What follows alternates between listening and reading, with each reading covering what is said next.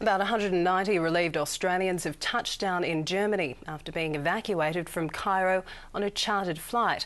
But the plane was half empty and the federal government's been forced to defend the operation after some passengers complained that people had been left behind. Out of danger, but not quite home. These Australians have fled Cairo, arriving in Frankfurt. One word seemed to sum up their experience: scary. They're sitting on the hotel roofs and all you can hear is like gunfire, so yeah, it's a bit kind of scary when you've never heard that before. It's very, very scary. There's a lot of people in the streets, a lot of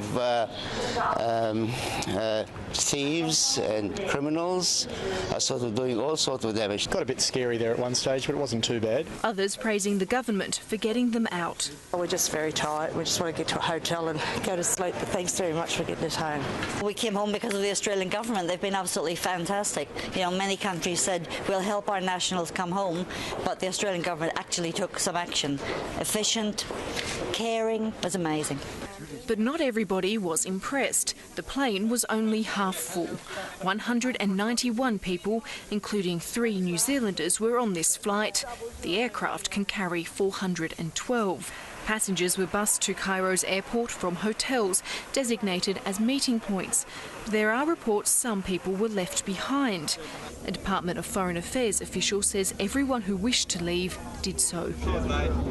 A second chartered flight will leave tomorrow, and if more are needed, more will be available. I think the embassy is doing the best it can in what is a very difficult set of circumstances. Unfortunately, we just can't wish away all of the difficulties that there are in people talking to each other in Cairo at the moment because of communications difficulties and travelling through Cairo. A handful of these passengers are already on a flight back to Sydney, due to arrive early tomorrow morning. Part of a mass exodus from Egypt. Others haven't been so lucky.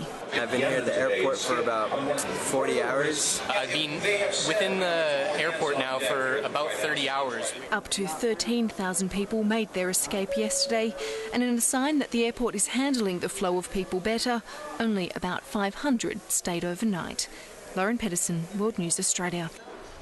And go to our website for more first-hand accounts of what's been happening on the ground in Cairo from SBS senior correspondent Brian Thompson.